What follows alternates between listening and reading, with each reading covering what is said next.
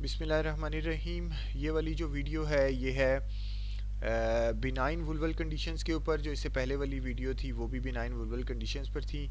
ये वाली video basically ये लाइकन सेक्लिडोसिस और लाइकन प्लेनस के ऊपर है। ये मैंने 3 सोर्सेज से बनाई है, आप ये देख सकते हैं।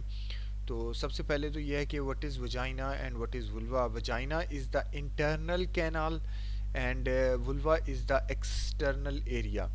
तो हम वुल्वा पढ़ रहे हैं बेसिकली, तो वुल्वा के हम पार्ट्स देख लेते हैं।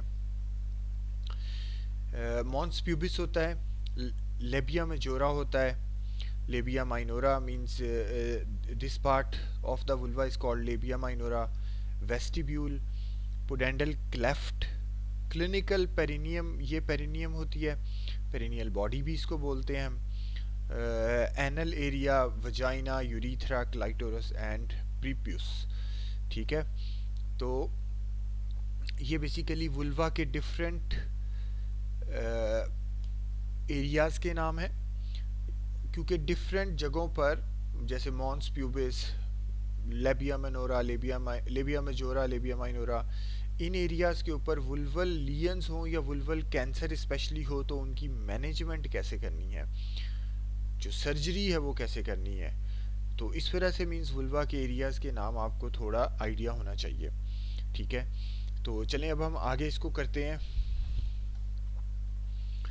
तो बिनाइन वुल्वल कंडीशंस, इनके अंदर ना हमने पहले वाली वीडियो में भी बिनाइन वुल्वल कंडीशंस की हैं। उनमें जैसे मैंने बताया था कि सीपीएसपी के हिसाब से हाइडर एडिनाइटिस सुपरटिवा का एमसीक्यू आता है।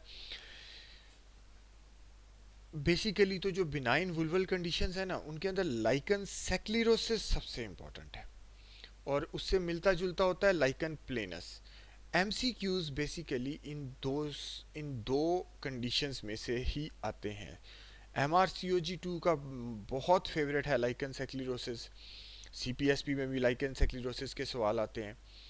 तो इस वजह से कि ये भी बिनाइन वुल्वल कंडीशंस हैं, लेकिन मैंने सेपरेट इनको इसलिए बनाया है कि this is basically the main part of benign vulval conditions. ठीक है, हम लाइकन सेक्लिरोसिस से शुरू करते हैं। It is an inflammatory dermatosis with a predilection for anogenital skin, extra genital lesions along with anogenital area, extra genital भी हो सकते हैं लीजन्स। टू पीक्स, चाइल्डहुड और postmenopausal, usually greater than 50 years. What is the aetiology? It is caused by genetic and environmental factors. Autoimmune IgG antibodies are formed against extracellular matrix proteins. Association with other autoimmune disorders like thyroid disorders. जैसे कि lichen सेक्लिडोसिस है ना, lichen सेक्लिडोसिस मैंने अपनी training के दौरान तो कभी नहीं देखा। फर्स्ट टाइम मैं आयरलैंड गया तो मैंने वहाँ पर देखा, क्योंकि देखें वहाँ पर होता ही है कि हमारे यहाँ पर एक तो ये होता है कि ओपीडी के अंदर, क्योंकि ये ओपीडी केस होता है, ओपीडी केस में बड़ा मुश्किल हो जाता है पेशेंट का एग्जामिनेशन करना, और स्पेशली फिर अगर मेल गायनाकोलॉजिस्ट हो तो बहुत ही मुश्किल हो जाता है फीमेल पेशेंट का ओपीडी में स्पेशली एग्जामिनेशन करना। तो वहाँ पर आयरलैंड में जब मैं था वहाँ पर मींस इजी था ओपीडी में, means you can do examination, कोई इशू नहीं होता था। लेकिन फिर भी के थिएटर के अंदर मैंने वुल्वल वो बायोप्सी ले रहे थे लाइकन सेक्लिडोसिस के पेशेंट्स की, तो फिर वहाँ पर जैसे पेशेंट एनेस्थेटाइज्ड होता है तो वहाँ पर मींस मैंने प्रॉपरली, जैसे मुझे वो एक सीनियर डॉक्टर थी उन्होंने एक्सप्लेन किया लाइकन सेक्लिडोसिस को। तो लाइकन सेक्लिडोसिस बहुत इंपॉर्टेंट होता है। जेनेटिक एनवायरमेंटल फैक्टर्स ये कॉज होते हैं। Autoimmune IgG antibodies against extra cellular matrix proteins बनती हैं। Other it is N autoimmune disorder, तो अदर ऑटोम्यून डिसऑर्डर जैसे थायराइड, उनके साथ इसकी एसोसिएशन होती है। साइन सिम्टम्स क्या होते हैं? Pruritus is the most common symptoms, soreness, dyspareunia, ulceration, fissures, constipation. Ivory white plaques often at sites of trauma and friction. Ecchymosis due to rupture of dermal vessels, यानी कि थोड़ा सा जैसे रेडनेस सी भी मिलेगी। Figure of 8 with extension to perianal area. Loss of architecture, this is a very buzz word. MrCoG2 में MCQs आता है, एमसीक्यू आता है क्योंकि मैंने वो एग्ज़ाम दिया हुआ है पास पेपर्स का। Loss of architecture, loss of architecture means जो देखें, आप ये देखें कि ये नॉर्मल वुल्वा है। ठीक है, आप ये देखें ये नॉर्मल वुल्वा है, अब आप ये वाला देखें, इसमें होता ये है कि क्योंकि ये मैंने पेशेंट देखा हुआ है जैसे थिएटर के अंदर, कि ये जो वुल्वा के ये जो लिप्स होते हैं ना, ये एट्रोफीड फील होते हैं आपको, जैसे कि आपको फील होता है कि ये हेल्दी नहीं है, पोस्ट मीनोपॉजल पेशेंट है, एट्रोफीड हुए हुए हैं, जैसे कि मीन्स यहाँ पर आप ये देखें ये लिप्स कितने प्रोमिनेंट हैं। यहाँ पर ना ये लिप्स ना मीन्स शायद इस पिक्चर में भी उस तरह मीन्स विजिबल नहीं है क्योंकि पिक्चर है, लेकिन जो मैंने मेरे माइंड में जो मैंने पेशेंट देखा है थिएटर में, उसमें बहुत ज़्यादा मीन्स जैसे कि ये वाले जो लिप्स हैं ना ये एट्रोफीड होते हैं, और आपको फील होता है कि ये लिप्स हैं ही नहीं। ठीक है, वो इस वजह से भी होता है कि देखें लॉस ऑफ आर्किटेक्चर है, ईस्ट्रोजन की वजह से एट्रॉफी हो रही है, वजाइनल एट्रॉफी। और फिर ना ये जो ये वाली स्किन होती है ना इर्द गिर्द, ये literally you feel like this is paper thin, कि पेपर थिन सी एक ना ड्राई सी मुरझाई हुई सी स्किन है, बिल्कुल जैसे पेपर थिन, शाइनी सी, ड्राई सी। ठीक है, दिस इज, तो ये आपको पता चलता है कि this this this anatomy is a bit you know like, अगर शायद मैं हम लाइकन सेक्लिरोसिस के बारे में ना सोचें तो हम सीधा सोचेंगे कि वजाइनल एट्रोफी हो गई है क्योंकि लैक ऑफ एस्ट्रोजन की वजह से ना।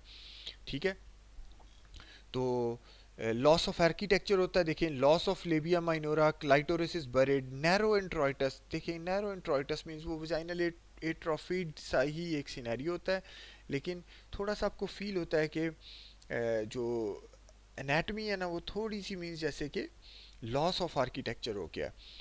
Important thing is that vagina is not involve, vulva involve होता है, लेकिन ये मीन्स जो इंटरनल वजाइनल कैनाल है ना, मीन्स वजाइनल कैनाल ये इन्वॉल्व नहीं होता। This is important for us to know कि इसमें वजाइनल नहीं, वजाइना इन्वॉल्व नहीं होता। Next is associated disease. सबसे ज़्यादा आप ये देखें कि थायराइड डिजीज़ की एसोसिएशन होती है, कि ऐसी फीमेल्स जिनके अंदर थायराइड का कोई इशू चल रहा हो, जैसे हाइपोथायराइडिज्म, हाइपरथायराइडिज्म, क्योंकि ऑटोम्यून डिसऑर्डर होता है। इसके अलावा आप देख सकते हैं rheumatoid arthritis, pernicious anaemia, psoriasis, because all these are autoimmune disorders. तो लाइकन सेक्लिडोसिस के पेशेंट्स की बैकग्राउंड हिस्ट्री में ये भी हमें देखने चाहिए कि इन डिजीज़ की एसोसिएशन हो सकती है। Then this is just a picture, you know, just to show the symptoms of lichen sclerosis. Next is, अब ये देखें, ये वाली मैं बात कर रहा हूँ। अब आप ये देखें कि फिगर जो 8 है, फिगर ए है जो हमारे पास, उसके अंदर white nodules and plaques, hyperkeratosis और sclerosis in the interlabial sulcus, labia minora, perianal and perineal and perianal. अब ये नेक्स्ट वाला आप देखें, atrophy and sclerosis of the skin in the interlabial sulcus. अब आप ये देखें कि ये जो लेबिया माइनोरा है, आप ये देखें कि ये मीन्स आपको फील हो रहा है कि ये एग्जिस्ट ही नहीं कर रहा। ठीक है, इस पिक्चर को देख के तो शायद हम इतना लाइकन सेक्लिरोसिस के ऊपर ना कमेंट कर सकें, लेकिन ये वाली टिपिकल है। अब आप ये देखें, ये पेपर थिन सी शाइनी सी स्किन होती है, बिल्कुल ऐसे ऐसे मैंने थिएटर के अंदर देखा था तो बिल्कुल ऐसी पिक्चर थी। ठीक है, तो और बायोप्सी ले रही थी, मेरी जो कंसल्टेंट थी बायोप्सी ले रही थी, सीनियर जो मेरी डॉक्टर थी, क्योंकि डेफिनेटली आपने बायोप्सी लेके रूल आउट करना होता है कि वुल्वल मींस वी विन तो नहीं है, वुल्वल इंटरएपिथेलियल लियन तो नहीं है। अब रिस्क ऑफ मैलिग्नेंसी ये बड़ा इंपॉर्टेंट है, क्योंकि ये CPSP नहीं MRCOG 2 में आता है कि rare complication of lichen sclerosis is squamous cell carcinoma, not basal, squamous cell carcinoma. 4 to 5% chance होते हैं, स्मॉल परसिस्टेंट इरोजन और ulcer, fleshy friable papular nodule. ये मेलिग्नेंसी प्री मेलिग्नेंट कंडीशन है, इसीलिए भी इसको ट्रीट करना ज़रूरी होता है, इसलिए भी इसकी बायोप्सी लेना ज़रूरी होता है। Diagnosis is mainly clinical. Biopsy may assist if there is uncertainty. Management, supportive measures, loose fitting cotton clothing, wash gently daily with fresh water, emollients instead of soap, smoking cessation. अब ये बड़ा important है, ये भी MCQ है, ये CPSP में भी आता है।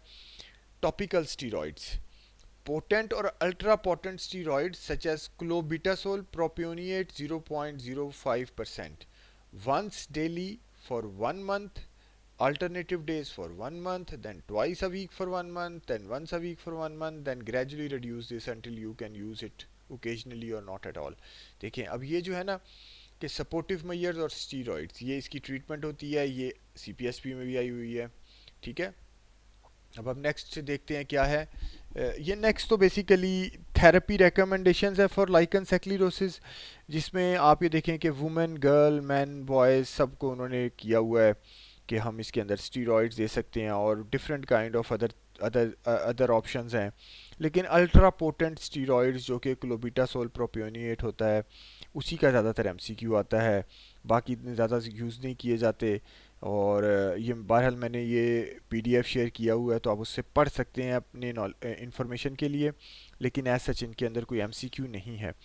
Next is differential diagnosis. Differential diagnosis of lichen sclerosis is lichen planus, vitiligo, eczema, psoriasis, autoimmune blistering dermatosis and candida infection. फिर आप ये देखें कि उन्होंने इन सब के क्लिनिकल फीचर्स दिए हुए हैं, मेन सिम्टम्स दिए हुए हैं और फिर डायग्नोसिस दिया हुआ है। इम्पॉर्टेंट बात यह है कि हमें जो डिफरेंशिएट करना होता है लाइकन प्लेनस और लाइकन सेक्लिरोसिस के दरमियान, ये इंपॉर्टेंट है कि हमें इन दोनों के दरमियान में करना होता है। अब हम नेक्स्ट में देखेंगे कि लाइकन प्लेनस का क्या डिफरेंशिएट होता है लाइकन सेक्लिरोसिस से। बहरहाल ये डिफरेंशियल डायग्नोसिस हैं लाइकन सेक्लिरोसिस के, और इनके डिफरेंशिएटिंग पॉइंट्स हैं, इनके मेन सिम्टम्स हैं और इनकी डायग्नोस्टिक मेथड्स हैं। The next is lichen planus, inflammatory disorders affecting both skin and mucous membrane. This is very important कि आप यहाँ पे देखें mucous membrane can occur at extra genital sites as well, for example trauma, nails and oral means आप ये जहन में रखें।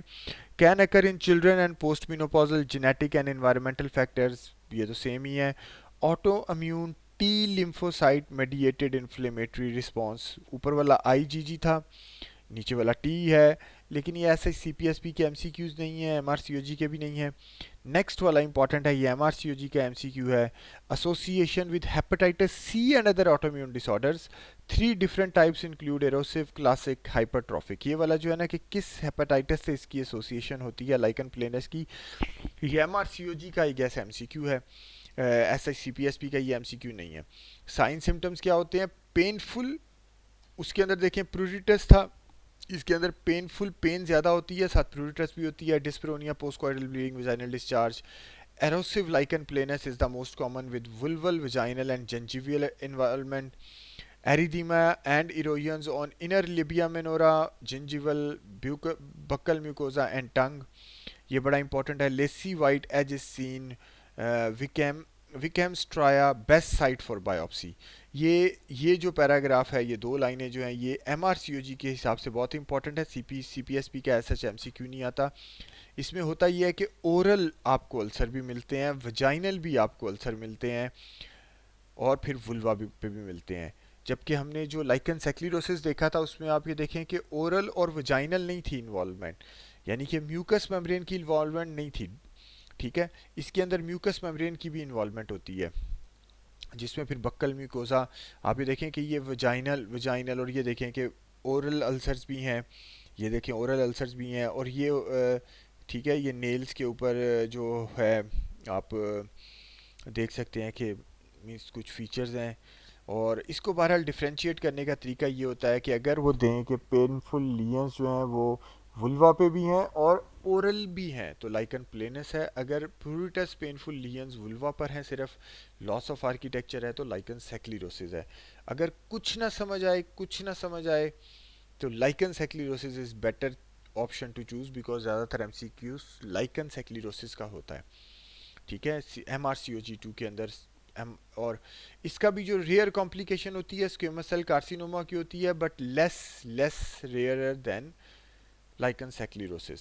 Small persistent erosion or ulcer, fleshy, friable papule or nodule. Classic and hypertrophic types have more association than vulva, vagina and gingival involvement.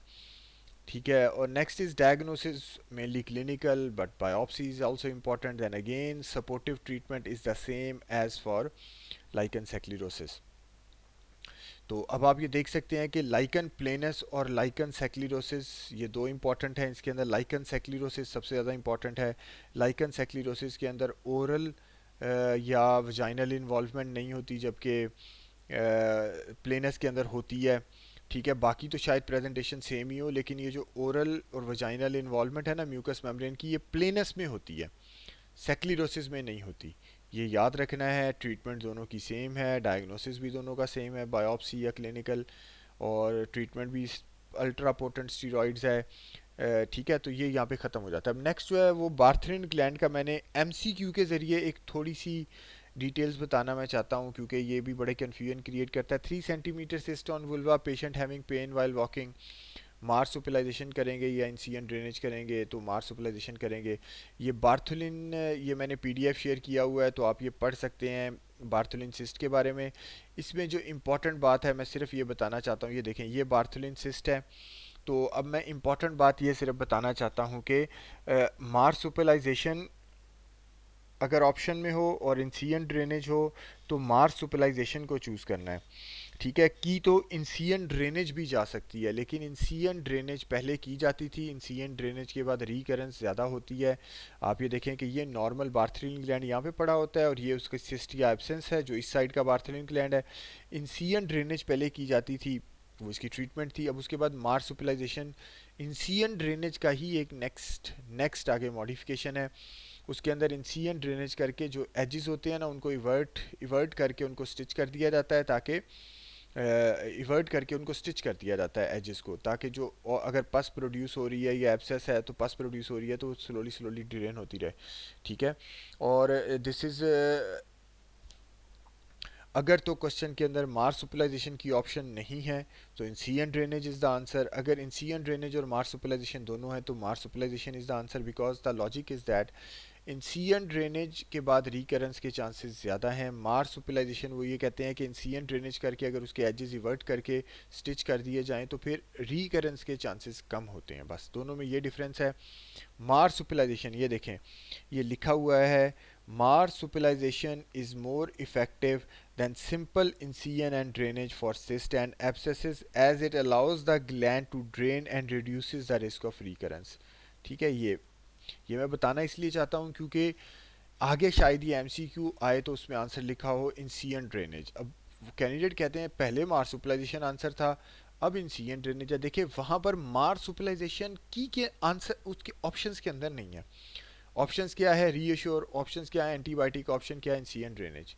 तो फिर मैं इंसियन drainage choose करूंगा क्योंकि ऑप्शन ही नहीं है मार्स सुपलाइजेशन की। लेकिन अगर इंसियन ड्रेनेज के मुकाबले में मार्स सुपलाइजेशन की ऑप्शन है तो आपने मार्स सुपलाइजेशन को चूज़ करना है, क्योंकि mars it's just like D and C and D and C, dilation and curettage biopsy, या hysteroscopic guided biopsy. Hysteroscopic guided biopsy is the next, like marsupialisation is just like hysteroscopic guided biopsy and incision drainage is just like dilatation and curettage. ठीक है, कि वो old था वो new है। ठीक है, आई होप ये इससे बिनाइन वुल्वा की जो कंडीशंस है वो कवर हो गई हैं। देखें बार्थलिन हो गया कवर, इससे देखें लाइकन प्लेनस, लाइकन सेक्लिडोसिस हो गया है, हाइडर एडिनाइटिस सपुरेटिवा मैंने पिछले लेक्चर में कर दिया है। तो आप ये देखें कि इससे जो हमारे हैं बिनाइन वुल्वल कंडीशंस जो हैं वो कवर हो रही हैं। और वुल्वल कैंसर के ऊपर मैंने पहले ही लेक्चर अपलोड किया हुआ है। तो वुल्वा हमारा कंप्लीट हो जाएगा, बिनाइन वुल्वा और मलिग्नेंट वुल्वा या वुल्वल कैंसर। ठीक है, चलें, थैंक यू और अल्लाह हाफिज़। ये मैं लेक्चर अपलोड कर देता हूँ।